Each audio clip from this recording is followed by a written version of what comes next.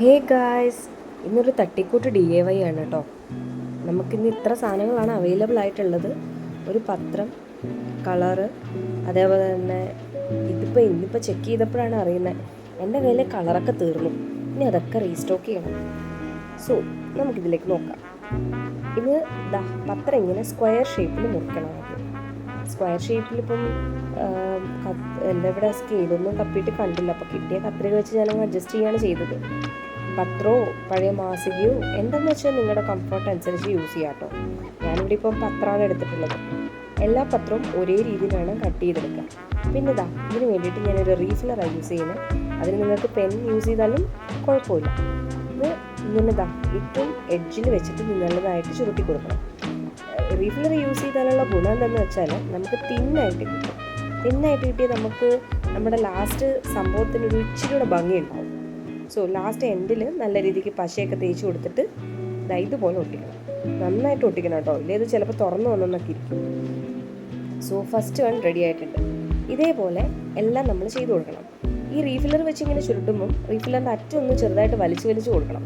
ഇല്ലേ ഈ ചുരുട്ടുന്നതിൻ്റെ ഉള്ളിലായി പോകും റീഫിലർ. സോ അത് മറക്കല്ലേ കേട്ടോ.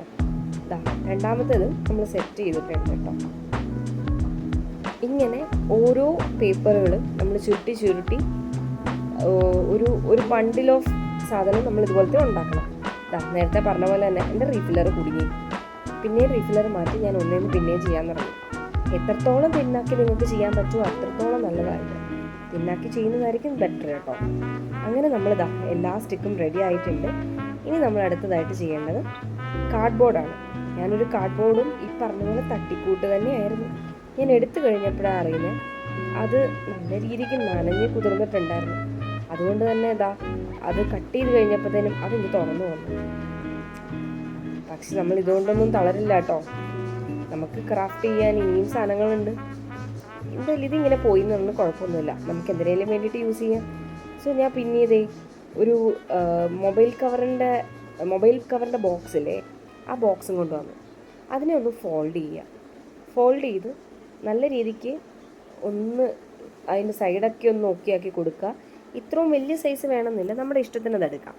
ഞാനിപ്പോൾ ഇത്രയും വലിയൊരു ഇതെടുക്കുന്നില്ല, ഞാൻ ജസ്റ്റ് ഒന്ന് കട്ട് ചെയ്ത് കൊടുക്കുകയാണ്.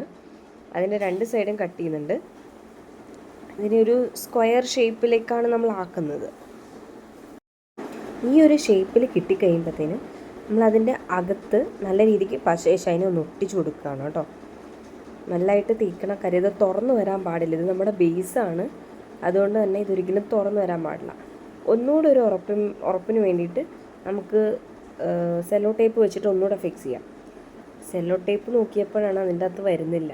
അതിൻ്റെ അറ്റം എവിടെയെന്ന് തപ്പി ഞാൻ കുറേ നേരം ഇരുന്ന് ചെയ്തുകൊണ്ടിരുന്നു. ഇപ്പം നഖം അധികം ഇല്ലാത്തത് കൊണ്ട് ഇത് ചെയ്യാനും പാടാണ്. നിങ്ങൾക്ക് ഇങ്ങനെ വന്നിട്ടുണ്ടോ? എന്തായാലും ഫൈനലി ഞാൻ അത് എടുത്തു കേട്ടോ. അത് ശരിയാക്കി ഒന്ന് സെറ്റായി വന്നപ്പോഴത്തേനും അതവിടെ ഒട്ടിപ്പിടിച്ച്. പിന്നെയും ഞാൻ ഒന്നും കൂടെ നോക്കി ശ്രമിച്ചപ്പോഴാണ് അത് കറക്റ്റായിട്ട് എൻ്റെ കയ്യിൽ കിട്ടിയത്. അങ്ങനെ അത് കിട്ടി. അതിനെ ജസ്റ്റ് കട്ട് ചെയ്ത് ഞാനൊരു കുറച്ച് വെച്ചിട്ട് എടുത്ത് വെച്ചിട്ട് അത് ഇതിൽ ഇൻക്ലൂഡ് ചെയ്തിട്ടില്ല. ആ സൈഡിലത്തെ പരാക്രമം ഞാനത് സൈഡ് തന്നെ ആക്കി വെച്ചു.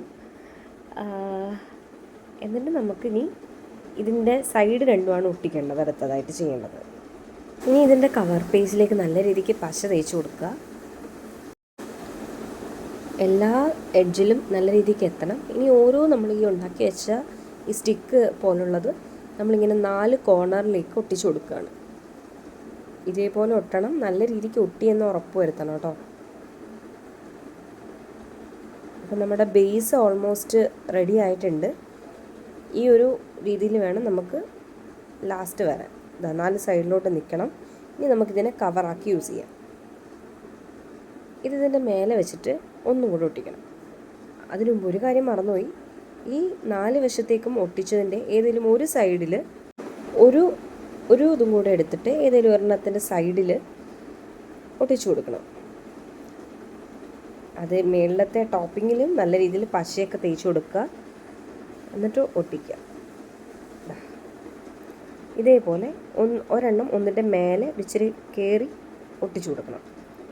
എന്നിട്ട് ആ ടോപ്പിങ്ങും കൂടെ ഒട്ടിച്ചു കൊടുക്കുക. ഇനിയാണ് നമ്മൾ ചെയ്യാൻ പോകുന്നത്. ഓരോ ലീഫ് വെച്ചിട്ട് വേണം ഈ പറഞ്ഞ ചുരുട്ടിയെടുത്ത പേപ്പറിനെ നമ്മൾ ലീഫ് എന്നാണ് കേട്ടോ പറയുന്നത്. അപ്പം ഓരോ ലീഫ് വെച്ചിട്ട് വേണം ചെയ്യാൻ വേണ്ടിയിട്ട്. സോ ഒരു ഉറപ്പിനും കൂടെ വേണ്ടിയിട്ട് ഞാൻ സെല്ലോ ടേപ്പും കൂടെ ഒട്ടിച്ച് കൊടുക്കുന്നുണ്ട്. അതങ്ങനെ ഒട്ടിക്കണം നിർബന്ധമൊന്നുമില്ല, വേണമെങ്കിൽ ഒട്ടിക്കാം, ഇല്ലെങ്കിൽ പശ നല്ല രീതിക്ക് ചെയ്യുന്നതാണെങ്കിൽ അതായിരിക്കും ബെറ്റർ.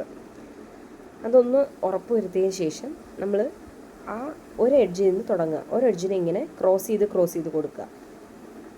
ഇങ്ങനെ ക്രോസ് ചെയ്തിട്ടാണ് നമ്മൾ ഇത് കംപ്ലീറ്റ് ചെയ്യുന്നത്.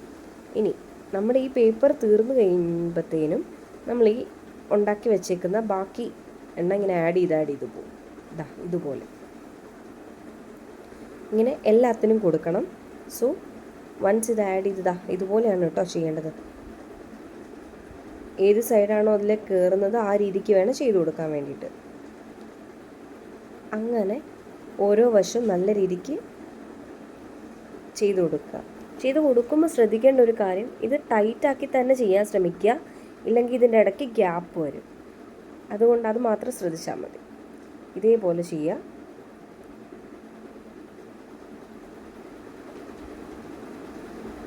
ഓരോ അറ്റവും ചെയ്ത് കൊടുക്കുക. ഇത്രയും ചെയ്തപ്പോഴത്തേനും എൻ്റെ പേപ്പർ തീർന്നു കേട്ടോ. സോ ഞാൻ കുറച്ചും കൂടെ ഉണ്ടാക്കി. അതിനുശേഷം ഞാനിപ്പോൾ എടുത്തതിൽ പേപ്പർ കുറവായിരുന്നു, ജസ്റ്റ് കാണിക്കാനായതുകൊണ്ട് കുറച്ച് വെച്ചിട്ടാണ് ഞാൻ ഉണ്ടാക്കിയിട്ടുള്ളത്. അപ്പം എല്ലാം നല്ല രീതിക്ക് ടൈറ്റാണോ എന്നുള്ളത് ഉറപ്പ് വരുത്തണം. ടൈറ്റായാൽ മാത്രമേ ഉള്ളൂ അതിൻ്റെ ആ ഭംഗി മൊത്തത്തിൽ കിട്ടത്തുള്ളൂ. ഞാനിപ്പോൾ പേപ്പർ കുറവായതുകൊണ്ട് അതിൻ്റേതായ ഒരു ഇത് കാണാനുണ്ട് ഇതിൽ. മിച്ചം വന്നിട്ടുണ്ട് കുറച്ച് ബാക്കി, അത് നമുക്ക് കട്ട് ചെയ്ത് കളയാം. എന്നിട്ട് അതിൻ്റെ സൈഡിലോട്ടൊക്കെ ഈ ബാക്കി വന്ന കട്ട് ചെയ്തതിൻ്റെ ബാക്കി പോർഷൻ നമുക്ക് കയറ്റി വെക്കാം. എന്നിട്ട് ജസ്റ്റ് ഒന്ന് വലിച്ചു കൊടുക്കുക. ഇതാണ് നമ്മുടെ ഫൈനൽ ലുക്ക്. അപ്പം ഇത് പേപ്പർ ആയതുകൊണ്ട് അധികം ഭംഗിയില്ല, ഞാൻ കുറച്ച് കളറിങ് കൂടെ ചെയ്ത് കൊടുക്കുകയാണ്. എൻ്റെ കയ്യിലുണ്ടായിരുന്ന കളറ് ഞാൻ പറഞ്ഞ പോലെ ഈ 2 കളറ് എൻ്റെ അടുത്ത് ഉണ്ടായിരുന്നുള്ളൂ. സോ ഈ ഒരു കളറാണ് ഞാൻ കൊടുക്കുന്നത്. നമുക്ക് വേണേൽ ക്ലേ ഒക്കെ യൂസ് ചെയ്ത് കുറച്ചും കൂടി ഇതിനെ അട്രാക്റ്റീവ് ആക്കാം. അപ്പം ഞാൻ അതൊന്നും ചെയ്യുന്നില്ല, ജസ്റ്റ് ഇതിനെ ഒന്ന് കളർ ചെയ്ത് കൊടുക്കുകയാണ് എല്ലാ സൈഡിലും. ആ ഒരു വൈറ്റ് പോർഷൻ വരുന്ന എല്ലാം കളർ ചെയ്തിട്ട് ഇതാണ് നമ്മുടെ ഒരു ഫൈനൽ ലുക്ക്. ഇത് നമുക്ക് ഒരു എന്താ പറയുക, പെൻ സ്റ്റാൻഡ് ആയിട്ടോ പെൻ ഹോൾഡർ ആയിട്ടോ എങ്ങനെ വേണമെങ്കിലും യൂസ് ചെയ്യാം. അപ്പം വീഡിയോയിൽ കാണുമ്പോൾ അത്ര ഇതില്ലെങ്കിലും നേരിട്ട് ഭംഗിയുണ്ടായിരുന്നു. സോ നിങ്ങളെല്ലാവരും ഒന്ന് ട്രൈ ചെയ്ത് നോക്ക് കേട്ടോ. ബൈ.